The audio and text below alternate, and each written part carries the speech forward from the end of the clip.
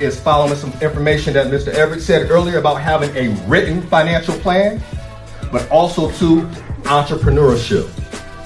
Over the last 5 years, entrepreneurship has taken the lead over creating wealth, which means the playing field has been leveled. Now the question is, do you have a business or do you have a hustle? Because they're different. They're different. You can't pass a hustle on to your kids.